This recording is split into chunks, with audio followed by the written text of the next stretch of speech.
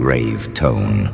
Okay, welcome to Grave Tone Podcast, where horror comes to life in every form it takes. I'm Megan. And I'm Arthur. And we have a special guest today. Yeah, a really cool guest. A really awesome author who's been around for the longest time. He's written everything from like creatures and basically psychological horror, aliens, everything. Really cool. He has a new book that came out this year, Veil. And also he wrote in The Stand anthology along a lot of other cool contributors. It is Jonathan Janz. I hope I pronounced that correctly. Welcome, Jonathan. Janz. It's cool. Janz. Okay, sorry. I kind of like your pronunciation better. It sounds more literary. I kind of dig it. Yeah. Hello. Great to see you both. Welcome. Thank you for joining us. Thanks for having me. I appreciate it. Yeah. So that's the thing. So maybe you didn't know, but I did not know. Book that was new. I mean, a book that was relatively released recently. I want to say, correct me if I'm wrong. The End of the World as We Know It: Tales from Stephen King's The Stand. I feel like I've seen this, but I didn't actually realize that it was a Stand style anthology or something that had like any sort of connection to it. Exactly. So instead of me talking about it, Jonathan, do you want to maybe explain your collaboration with that book? Because that seems really cool. Yeah. There's really cool authors on it too. Yeah, it really does. There's so many great authors in there, so many people with whom I'm just proud to share that table of contents. So you want to hear about how it came about? Because absolutely. Yeah. It's pretty cool. So Brian Keene and Christopher Golden, two really wonderful writers in their own, in their own right. Yeah. They had the idea to do a tribute anthology to this writer named Joe R. Lansdale, this East Texas legend of a writer. Okay. And the concept was to write in Joe R. Lansdale's The Drive-In books. There are three of them. And they're these weird sci-fi horror kind of blends and just really bizarre but wonderful fiction. And Lansdale has been a real influence on me and many others. So they asked Joe. Joe said yes. So they invited a bunch of us to write these stories in Joe's Drive-In universe. And we did. And the anthology went really well. One of the people who read it was Stephen King, because he and Brian and Chris are friends. He's friends with Joe Lansdale. They go way back. In fact, I think King was why I read Lansdale, because a lot of my recs have come from Stephen King. So, Brian and Chris, after they hear Stephen King love this anthology, they kind of like got this idea. Well, Brian and Chris, we love The Stand. We love all of Stephen King's work, but The Stand has been this really important seminal influence on us. Mm-hmm. So what if we just ask him? The worst he's going to say is no, right? So they were sitting there. Yeah, they're sitting there together, and they emailed him just saying, "Hey, would you be open?" Because he's never allowed that before. He's never allowed people to use his universe, his properties. Right? Yeah, that's a big deal. So it was a big ask, and they kind of thought he would say no gently. He responded within like 2 minutes, and it was just 2 words with 4 exclamation marks. It was "do it." And Brian and Chris, they looked at each other, and they're like, and Brian's like, "Hold on." And he emailed King back, and he said, "Look, I want to make sure you know what we're asking here and what you're saying yes to." And he said, "It sounds amazing. Just make sure." In fact, I don't even think he gave him any parameters. I think the parameters that we got were mainly from Brian and Chris. So King just basically said, have at it. Wow. And then the next step was them inviting the authors, and the rest is a New York Times bestseller, because it's turned out amazingly. That's crazy. That's awesome. Wow. Yeah, it is. Yeah. It is. That's pretty cool. Wow. I love it. Okay. And did that come from before Veil? Was it after Veil? Was it kind of in the middle, in between? Yeah, great question. I wrote Veil in 2022, 2023. Right. Veil sold at the beginning of 2024. I guess it was in between, because Brian and Chris, I think Brian called me in 2023 to mention the story, to invite me to the anthology. Okay. And then I turned in my story in early 2024, I believe. So right around the time the Veil deal happened is when I was turning in my story, I think. It all kind of blends together. Maybe I'm 1 year behind on that anthology thing. Maybe it was 2020. Yeah, I guess I turned my story in for the last time spring break of this year. So maybe it was 2024 that Brian asked me. That was it. It was summer of 2024. Right. And then I wrote my story in the winter and spring, and then it got sent to Simon & Schuster for editing over spring break, in March of this year. All right, there we go. Cool. Wow. That is a very quick turnaround time. Yeah, seriously. Yeah, it kind of was. Start to finish, yeah. That's it. Nice. Wow. Yeah. I mean, so I guess like to kind of head off in another direction, because it's obviously something that you're very passionate about, but I guess I would wonder sort of when you realized horror was kind of your genre, like what it was, whether it was a film or a book or something in particular that sort of sent you on this trajectory. So here's I think I was kind of born into horror. He said no emergency, we're good. Okay. All right. So I was born on October 27th, which obviously is right around Halloween. Oh yeah. So that means that a birthday is special for any kid, right? So for me, that meant Halloween time was extra special. Mm-hmm. Then my mom and I lived next to a graveyard when I was growing up. Okay. That was my playground. I played in the graveyard. Mm-hmm. The woods behind our house was deep and dark. That was my other playground. And my mom was really into horror and sci-fi. She always watched The Twilight Zone. Oh, yeah. And she watched In Search of, the show with Leonard Nimoy, where he's like, in search of Bigfoot or the Loch Ness Monster. Yeah. I remember and that. then she even would bring home from the library this ages me, but it wasn't books on tape or books on CD. It was audiobooks on album, but they were albums of Edgar Allan Poe. Oh, wow. And like with Basil Rathbone and other people reading Edgar Allan Poe. And so I was listening at age 5, I was listening to The Telltale Heart on album. I was listening to The Black Cat and Pit and the Pendulum. And so I think I was just kind of, my environment really, who knows what I would have done otherwise, but I think that really nudged me toward the horror area. Yeah, I almost said horror space, but that sounds so cheesy. Anyway. Well, it's true. It is its own space at this point. It is. It is. That's true. Wow. In terms of like, I guess relative to like, I guess that aspect, like, starting these things from like a really young age, Poe, anything else, were there any stories or anything that you read younger that maybe you read before you should have, like that we all do, where we watch a film or we read a book and we're like, that was terrifying, I'm gonna have nightmares for 3 weeks, but I loved it. We literally have a series on the podcast that we decided to start called Childhood Trauma Series, where we just kind of like revisit movies that we watched way too young, completely traumatized us. And it's almost like a therapy session, quote unquote. Yeah, we're getting to work through them this way. That's it, because there's some that you remember and you're like, oh my God, this was terrifying. I don't know why I watched it. And now you rewatch it like 30 years later and you're like, yeah, no, this never mind. Is terrible. What the it wasn't that bad. It was not scary at all. No. Yeah, so do you have something like that on your end? I have tons. I guess I'll stay in the movie side for now, because I didn't really become a big reader until I was a 14-year-old. But when I was a kid, I was always watching movies and shows. I was always sneaking and staying up late, and my grandpa and grandma, they had HBO. So nice. I would always wait till everybody was in bed, and then I'd turn that on, right, and I'd watch all these R-rated movies. Yep. And there's one, though, at the theater, and this was when I was 10. There are many more before this, I'm sure, that traumatized me. But I remember vividly there was one when I was 10 at the movie theater that I saw probably like 3 times, and it was The Terminator.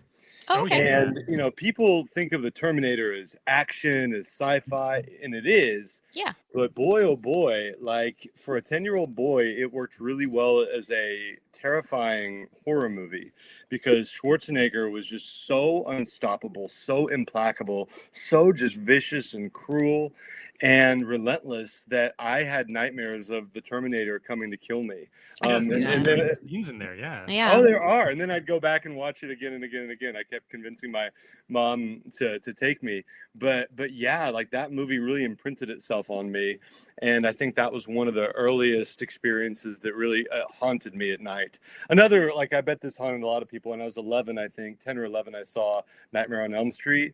Of course. That scared the daylights out of me when I was a kid. Freddy Krueger absolutely traumatized me. Yeah, that makes sense. And I mean, I can definitely, there's always the addition, right, with a Nightmare on Elm Street in terms of like the dream aspect. So of course you watch it as a child and then they're like, well, I can never go to sleep. I can never do it because Freddy will be there. You're never safe. No. You're never safe. Yeah. And I think a lot of the time, like, you were saying like Terminator and Nightmare on Elm Street, it's funny because both of those franchises, in my opinion anyway, have gotten I guess to a degree, a little bit more lighthearted with their sequels, particularly like, Nightmare on Elm Street gets pretty goofy there the further you get into the franchise. But even Terminator itself, like, the second film, I think more people think about it as like their happy childhood film because there's a much lighter tone to it in a lot of cases, and it offers a lot more hope than the first film ever really did. And I feel like with Nightmare on Elm Street as well, they're both much scarier films. That original first film is much scarier than anything that you kind of get later in those franchises, Yeah, I think that's a great point. I wrote to the Terminator 2 score this morning because I love listening to movie scores, and it's so good. And it's so good, and it's just I think it went from Terminator Terminator 1 for me was scary. Terminator 2, because I rewatched it with my youngest the other day. She's 14. And I guess the word that I would use for it, it's just badass. It's just so good. It's so cool. Like Schwarzenegger is so cool and likable. And the other Terminator, the Robert Patrick, oh my gosh, that guy. Yeah. It's just like the stuff he can do, and like he's got that tough look to him in the way that he runs. You can believe that he would run 40 miles an hour. It's just wicked. It's just so cool. Yeah. That whole scene where he takes off the flesh from his hand and it's moving. That's I remember that's true. That's right. Schwarzenegger like peels it off. He just like peels his whole hand off. Yeah, it's really gross. Yeah, I love that. And the family and their reaction to him, they're on the floor like watching. What's happening? Awesome. That is so good.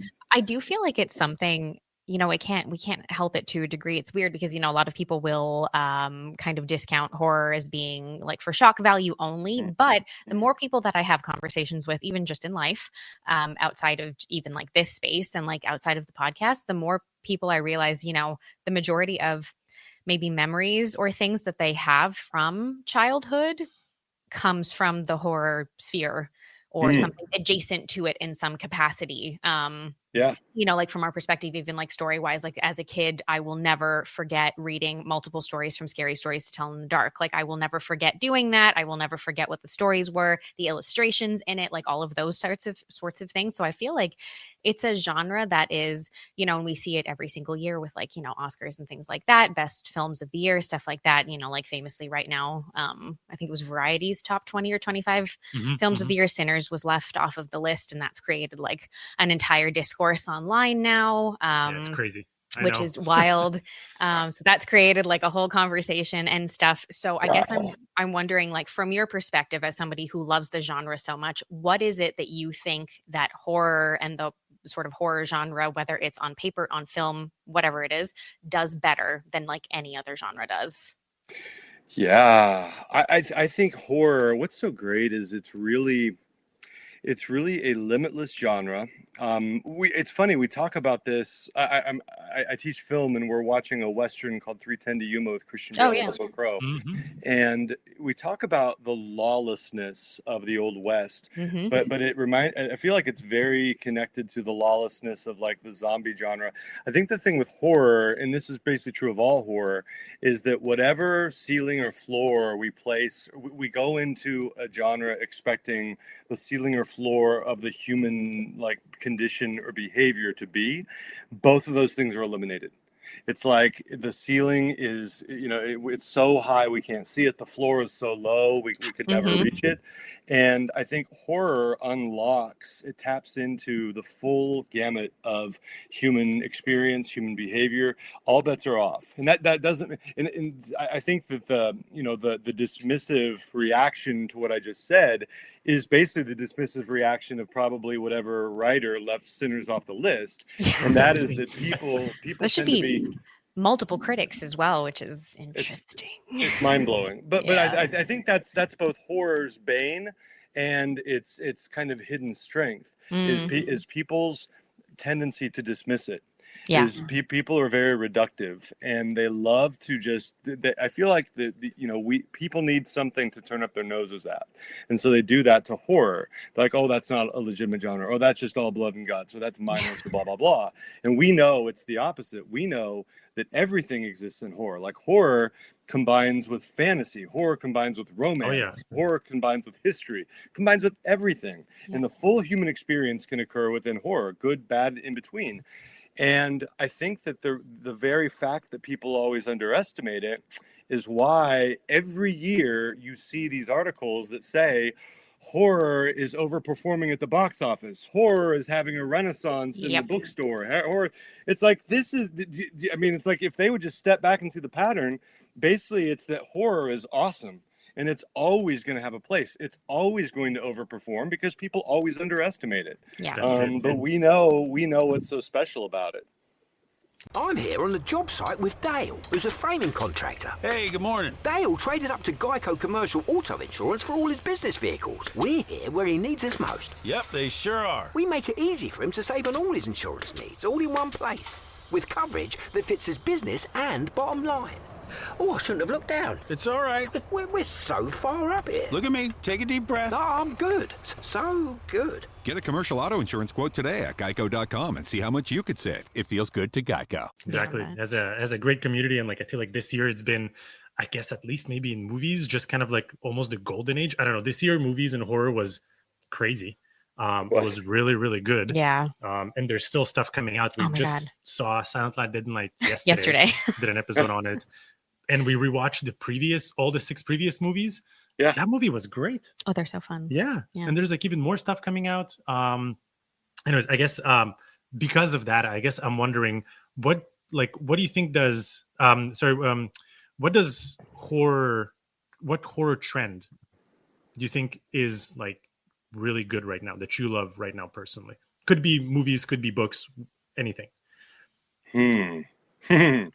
Well, yeah, that's I've got to like kind of step back. I think that it's hard to say. I feel like what is happening now, it seems to me, just looking at it from afar, it seems to me that some at studios, at least some, are starting to recognize that you can have, because like Spielberg's my favorite director. Okay, I love Spielberg. I love all the wonderful directors like Scorsese and whatever. But it's like, I think they're starting. But here's the thing: if like Kubrick does a horror movie, he's seen as like dabbling in that genre, right? He just sets up on his back. But now, with what is it, Zach Kreger, like the guy who did Weapons, is that right? Yeah. And then the guy who did like Osgood Perkins and others. I think that people are starting to realize that these kind of auteurs can exist in horror. Yeah. And that's where they work. Like they might step over here and dabble in drama for a minute, but horror is their wheelhouse. Who's the guy? I'm embarrassed to forget this. It's okay. Who did? Because I really loved Nosferatu. Who did Nosferatu? Oh, Robert Eggers. Yeah. Eggers. There you go. Yeah. You got the one, the werewolf one. That's on its way next year. Yeah. And so he's another that like seems he did obviously The Witch and Nosferatu. Oh, I love The Witch. And that's I mean it's fantastic, and that's where he resides. So it's like we're starting to enter an age where a filmmaker can legitimately exist there. Parker Finn, the guy who did the Smile movies, I think is another one that might kind of stick in that realm.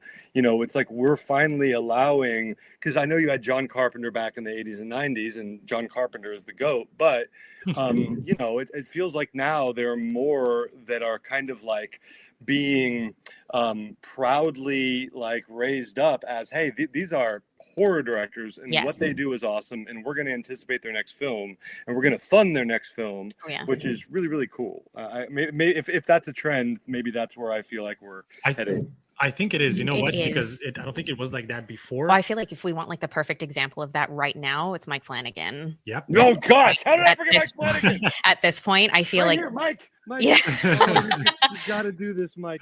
I know you're going to. I know. Yeah, he's working. It's like a slow process. Yeah. But they have finished. They finished filming Carrie and everything, so that's happening. I think next year. And we didn't even mention Guillermo del Toro. I mean, you've got like these really like heavyweight directors with gravitas.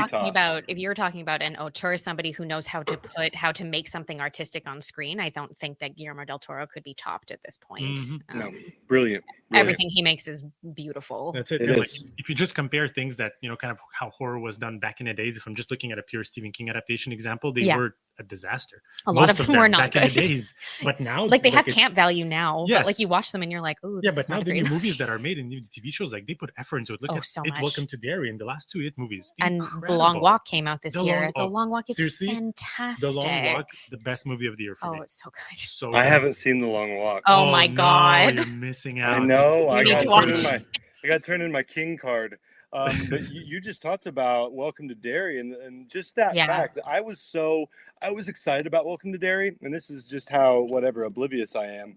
I didn't realize that was Muschietti until I Yeah. was watching the pilot episode. I'm like, wait a minute, the guy who did the movies is also Yep. doing this. Like that's a pretty big statement. Like that says a lot that this guy, because he's a really skillful director, Mhm. and that he is like going to inhabit. He's staying in this Stephen King Yeah. horror space, which is really fantastic. Yeah. And in this, I feel like in this show, you can feel the like love and appreciation that he has 100%. for the source material and how much he wants to expand that lore to give people like peeks into other little bits, Yeah. of, what is arguably like a massive and very expansive story. So 100%. Totally agree. Totally agree.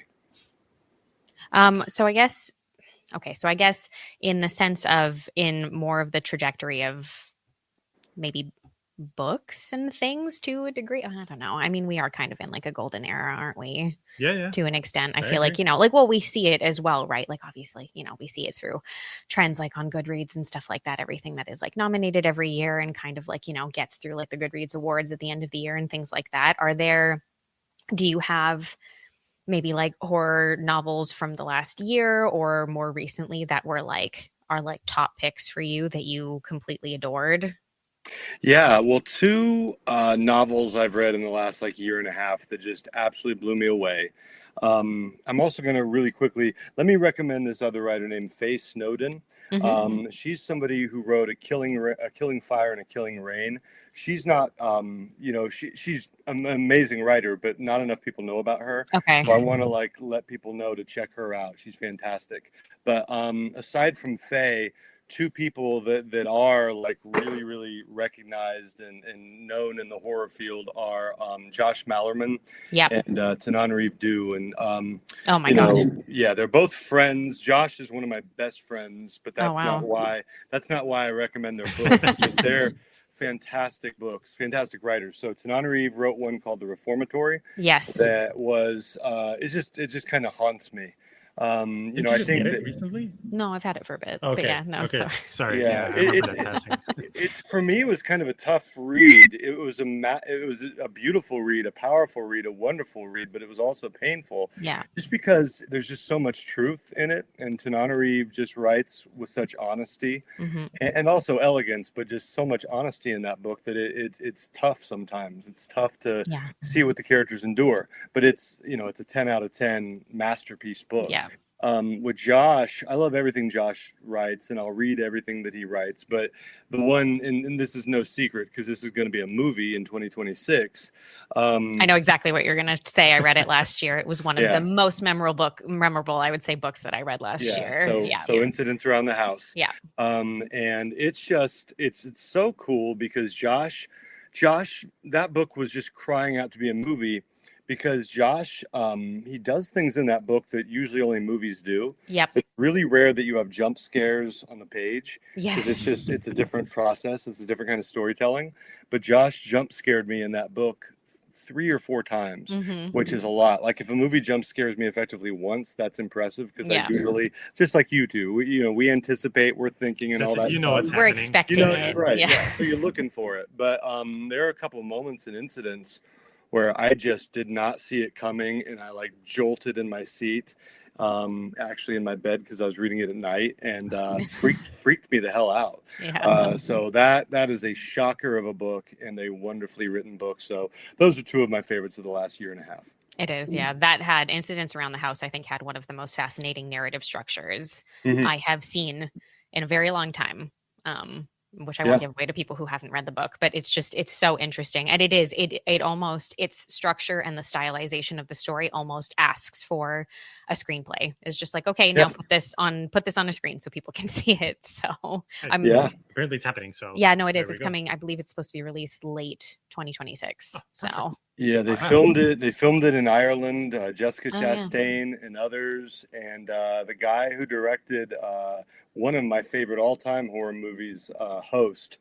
Directed, Savage, is that his name? I think Rob Savage, I believe. Yeah. And Host is extraordinary. It's so good. Terrifying movie, I think. But anyway, he directed it, and it'll come out sometime in 2026. Yeah. Pretty awesome. Definitely looking forward to that one. Okay, so I guess we don't want to keep you for too much longer so that you can get done everything. Do you mind if we do just like a couple of quick like rapid fire, just like this or that, like a this or that question? Okay. Yeah, of course. So do you prefer ambiguity in horror endings, or do you want a clear answer when you're reading a story? Well, ambiguity has its place. It all depends on the story, which sounds like a cop-out. I can tell you that as a writer, I prefer clarity. As a writer, I want to. Stephen King is the same way. He says that he'd rather fall flat on his face and have the audience laugh at him than not go there and take that risk. So and again, there are great moments of ambiguity in horror fiction and horror film. Sometimes that is the way. That's what's right for the story. But as a writer, I definitely, for the most part, like to really go for it in the ending. I like big swings. Maybe that's because I grew up on Spielberg and James Cameron and all these directors who like went big, you know, and they didn't hold back. And so as a writer, I definitely don't hold back. Awesome. Nice. Okay. Would you say for yourself, whether it is books, movies, or even in your own writing, would you prefer standalone or series? That's a good one. I have in my career done many more standalone than series. But I do love writing a series, and I have a couple ongoing, and I have a couple that are just one book right now that definitely are going to develop into series. Nice. So while I've written in the past more standalones, probably in the future it'll be a combination of standalones and series. Is it a continuation of The Veil? Because I need it. Can we disclose the information? Yeah, well, I can disclose my wishes, and I can disclose a really annoying, vague thing that I'll leave hanging in the air. But I'll just say that I have a strong desire to continue it. I have a strong desire to make it 3 books, at least. And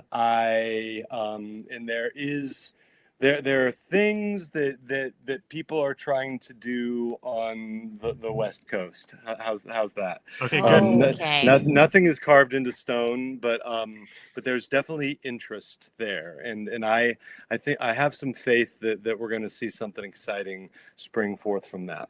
Love it. That's fantastic. That's great to hear. Perfect. Great. Let's see. Okay, a couple of quick, just completely random ones. Sure. Do you have a preference for haunted house stories or like Lost in the Wilderness? Love them both. Would lean toward haunted house.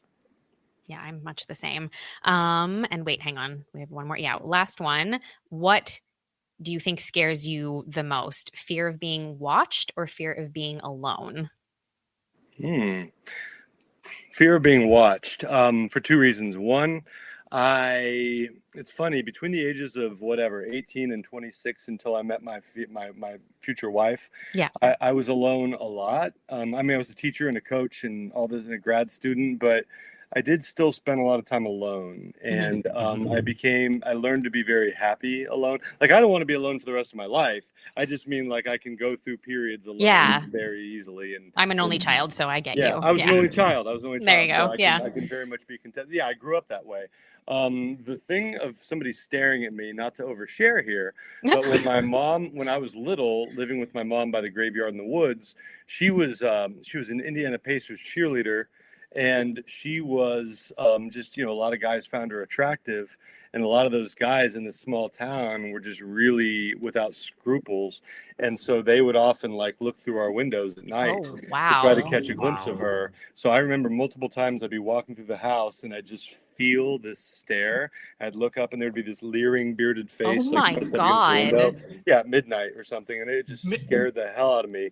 And so I still have that fear. I still, when I look at a window, in fact, I realize I don't look through windows at night very often for that reason. That is That is understandable, terrifying. and that's horrible. Seriously, also by the Really graveyard, glad remember that that? we're not in an age anymore where this is just considered like, oh well, small town shenanigans. Now you call the police. I just told my students, one of my classes on Friday, I said when my mom went to the police, the answer was, well, to her, why can't you just put a robe on when you're in the house? Like that was the answer, and yeah, I'm like, really? It's like another. you're not It's only another monitor, conversation. You're not You're only gonna blame the woman, but you're gonna try to monitor what she wears in her Mhm. house, Mm-hmm. rather than, because she knew the identity of yes, one of of these course guys. she would have. Yeah, there's this married neighbor, and it's like, you're not going to go over, knock on his door, and talk to him. You're going to tell her what to wear in her house. Wow, that is That's something, insane. people. And Wow. of course, when I was a kid, I didn't realize how horrific No. that was. But now I look back, and I just like, I mean, it's like if that were in a movie, you wouldn't believe it. Like, it's No. so No, terrible. that's it. No, It's if you so saw it awful. now, you'd be like, well, okay, Yeah, that's it's like, stupid. what Come year on. is this movie? Yeah, right? that's Like, it. Right, exactly. It's Yeah. so ridiculous. Anyway. Wow. Well, that was an interesting note to end on. Yeah, seriously. Okay, well, I have to ask you one last question. What a really quick one, and then what is your? So we spoke about the books. What is your Oh yeah. horror movie of the year so far? That you've seen. I mean, I love Sinners. I think Sinners is just so special in so many ways. Yeah. And probably I love and admire that movie the most of any horror movie. I loved Weapons, love Sinners. I think the movie that hit me the hardest though was Bring Her Back. Oh. Yes. And Yeah. it was so painful. And It was a so, gut punch in film form, honestly. It Yeah. was so sad. Yeah. And like, it's like, it's one of those movies where I just had to keep reminding myself it's not my movie. Mhm. I'm like, how can you do that? I mean, this isn't a spoiler, but you would guess that characters die in the movie, right? There's Yeah. this one character that Oh my God. dies. Yeah. And I was so sad. I'm like, Yeah. how can you do that? This character doesn't deserve that. No. And yet, in a way, it was just kind of perfect for what it was. Mhm. And because I wasn't the writer, so I had to kind of like come to grips with that and accept it that was right for that story, even if it just caused me trauma. Like I'm still like I'm shaken by that movie. Mhm. Yeah, that was Yeah. pretty crazy. It's an emotional one. Yeah, that's it. And yeah, so look, we don't want to keep you too long. Just to end on, do you have anything that you're working on that you want to tell the audience about? Something cool coming up Yeah, for if you you? wanna Like, yeah, please. Plug anything, go for it. Yeah, absolutely. Thank you. A couple things I'd love for people to read. I'd love them to read Veil. That's my sci-fi horror novel, and right back here is the cover. Yeah. And there you go. With the Josh Malloran blurb on it as well, right there at the top. Yeah. So read that one, please, if you would. Also, if your audiobook listeners there and readers there, the audiobook is killer. Awesome. And then I have, of course, Lenora's, my short story in the Stephen King anthology. I'd love for you all to read that and buy that book because it's remarkable with so many great authors. And then lastly, there's going to be massive news about to hit about my next few books. Nice. It's not announced yet, but one of those books is going to be dropping in 2026, and I'm going to save like what it is and all that stuff for Nice. the announcement when it, Of course. whatever publication it comes out in. But please, if you're a horror reader and watching or listening, keep an eye out for my next book in 2026 because it is beyond exciting and it's going to be just killer. Awesome. Fantastic. That's perfect. Thank you so much for saying that.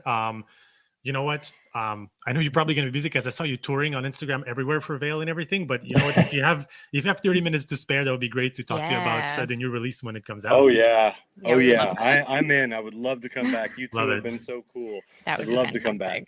fantastic. Well, thank you so much for taking the time. We really appreciate it. We'll let you get out to your unprecedented snowfall. And that's it. Just wish you a great rest of your day. Thank you so much. Yeah, thank you. You both are awesome.